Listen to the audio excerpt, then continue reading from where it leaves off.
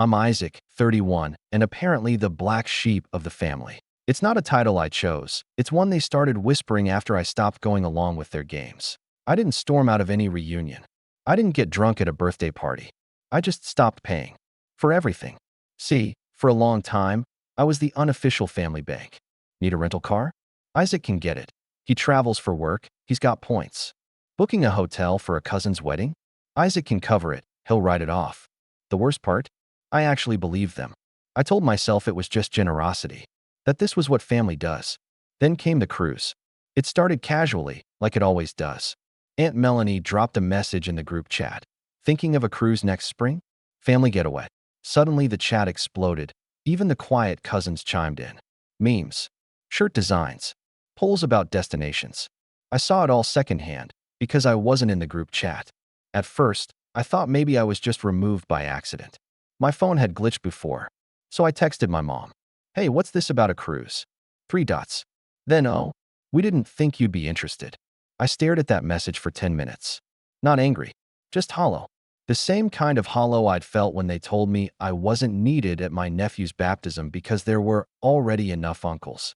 The same hollow I got when I found out the family photos were taken, without me, during a weekend I'd been told was canceled. I texted back. I wasn't even asked. She left me on read. I didn't hear anything for weeks after that, until my bank flagged a large transaction, 14,000 euros. Cruise payment. It wasn't fraud. I recognized the travel agency, the same one we always used. The same account I'd used to book everything for our big Europe trip 5 years ago. Turns out, my dad never removed my card from the family account. I could have canceled it right then. I thought about it. But something in me, maybe the part that still believed they'd apologize, held back. Instead, I waited. The day they left, I didn't even know they were gone. No goodbye, no check-in, just silence. Until I opened Instagram and saw it. A sea of matching shirts that read Cruise Crew 2025. Aunts, uncles, cousins, even my godmother. Every generation was there. Every face smiling. Except mine. And then I got the call. It was my dad. Wait, you're not on the ship? I said nothing. Just breathed. He chuckled like it was a misunderstanding.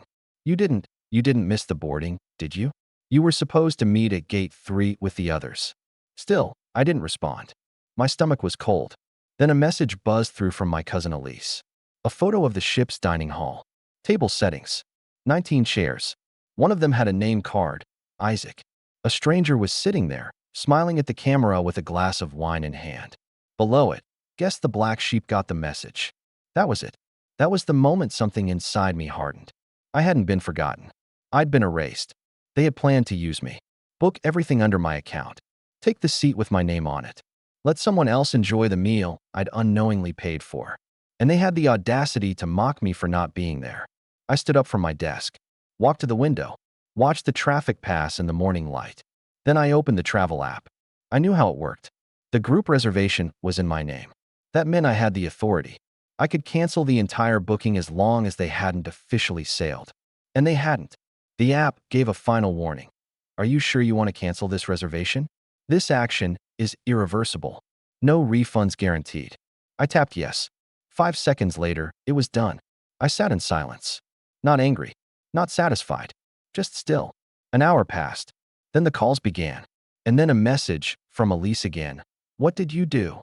I didn't answer. Then came a string of voicemails, one more frantic than the last. Isaac, please, we're still at port. We can't get on without the booking. They won't let us back on. They're saying the reservation's void. Isaac, this isn't funny. People flew in for this. You're being dramatic. Grow up and fix this. Now, we're begging you. Just talk to us. But I didn't. I turned off my phone. Let the silence wrap around me like a blanket. And for the first time in years, I didn't feel like the black sheep. I felt like the wolf. The next morning, I woke up before sunrise. The air was still, heavy with that early summer humidity that makes everything feel slow and deliberate. I didn't reach for my phone. I let it sit on the nightstand, vibrating every few seconds like a wounded animal begging for attention. 84 missed calls. 43 messages. My mother had even left me a voice note, whispering through sobs. I didn't listen. Instead, I made coffee. Black. Strong. Sat down at the kitchen table and just breathed. I don't think I'd realized how much space they took up in my mind. Every decision I made, every vacation, every saved dollar, every free weekend was always weighed against them. Would Mom guilt trip me if I didn't visit? Would Dad expect me to split the bill again? Would Aunt Melanie forget her wallet and make a joke about how I made more money anyway? It had been a quiet suffocation for years. And now, the quiet was mine. Around 7:12 a.m., the front door rattled. Knocking, then more knocking, then fists. Isaac, open this door right now. It was my father's voice, sharp and furious. Through the peephole, I saw him and Elise. Her hair was still damp, her face red with tears or rage, probably both. My dad was holding a manila folder. His mouth was moving fast, like he was rehearsing an argument he'd been saving since last night. I didn't open the door. Instead, I unlocked it just long enough to slide a yellow sticky note onto the glass. Not your bank. Not your backup plan. Not your punching bag. He saw it. Froze. Elise stepped back like she'd just been hit. He knocked again. Quieter this time. Son, we can fix this. It got out of hand. We didn't mean to leave you out. I didn't respond. I let them stand there for 10 full minutes. Then I heard their footsteps fade. Their car starting. Tires pulling away. And finally, silence again. A few hours later, my cousin Darren, one of the few I actually trusted, texted me privately. Man, they're melting down. Half the family missed their flights home.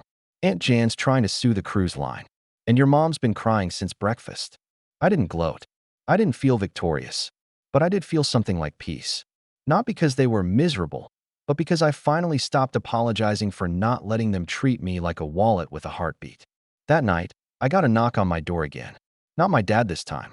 It was my younger sister, Rachel. She looked nervous. She'd always kept her distance when things got tense.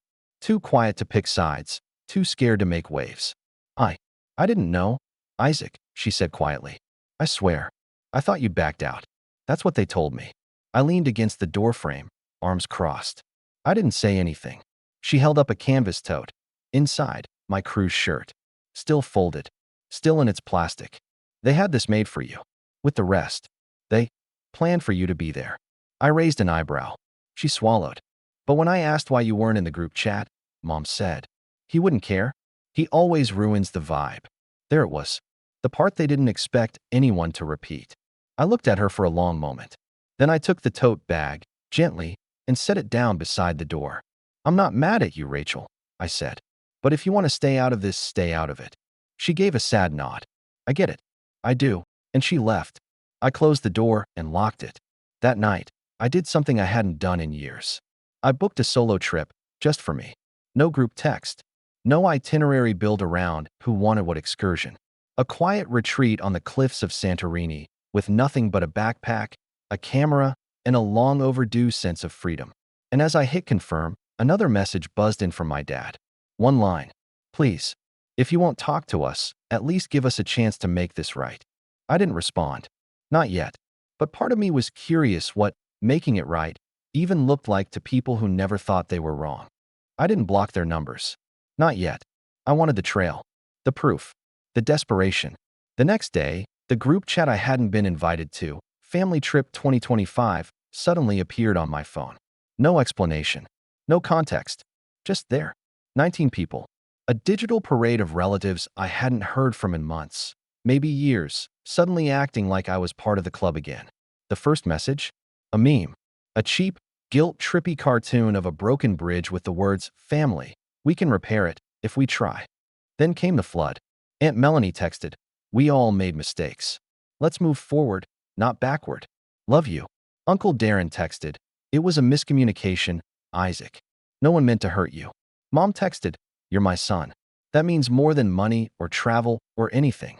Dad texted, what happened shouldn't define our relationship. Call me. Elise texted, okay. Yes, what I texted was mean, but you know I was just being sarcastic. Cousin Jared texted, come on, dude. It's just a cruise. Not like we burned your house down. Grandma sent a voice memo, softly crying. You were always my favorite, Isaac. This whole thing is tearing the family apart. I stared at the screen, not typing, not deleting, just watching. The irony? They still didn't get it. It wasn't about the cruise. It wasn't about a seat at the table or matching t-shirts or even the money. It was about being written out, again and again, and expected to foot the bill anyway. It was about years of being invisible until something needed to be signed, paid for, or arranged. It was about learning to stop asking why I was always last, and instead asking why I still showed up at all. A minute later, a second group chat appeared. Just the siblings Red Heart. I'd never even known that existed. Rachel must have added me. It was smaller, quieter. Only 4 of us. Rachel, me, Elise, and our brother, Mark, who lived across the country and barely answered texts. Rachel, I'm sorry again, Isaac. For real this time. I believed Mom when she said you were too busy and probably wouldn't come anyway. I should have known better. Mark, TBH, I didn't even know the cruise was this week until they posted photos.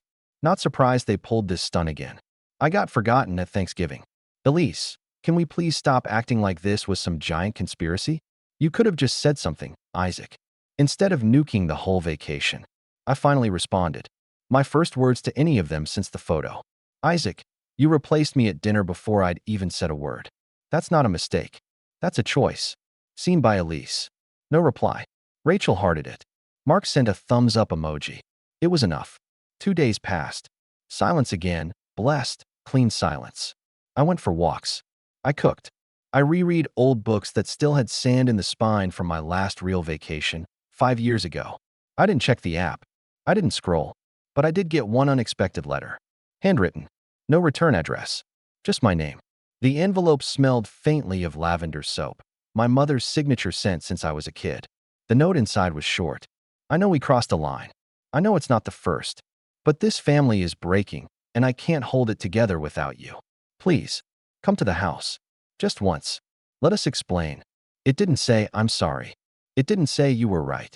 It didn't say we hurt you. But it said enough. And more importantly, it gave me an idea. I wouldn't go back for them, but I would let them gather. On my terms. So I sent one text to the original Family Trip 2025 group. Isaac, if you want to talk, come to the house Sunday at 3. All of you. One chance.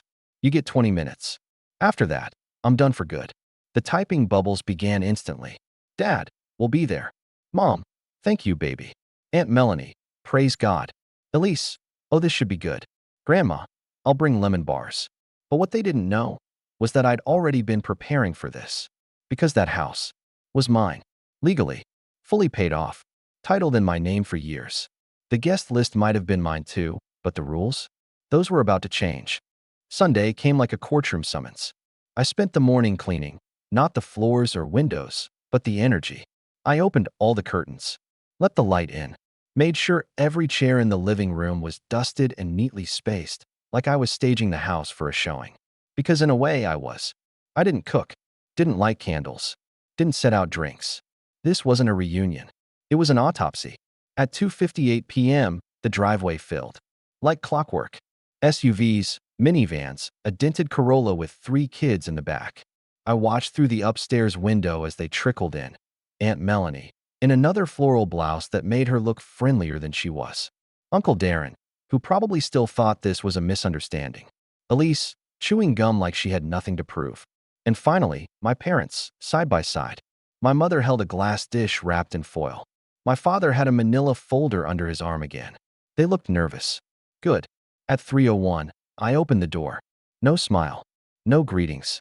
Just a gesture, a wave toward the living room. Sit. They filed in, murmuring.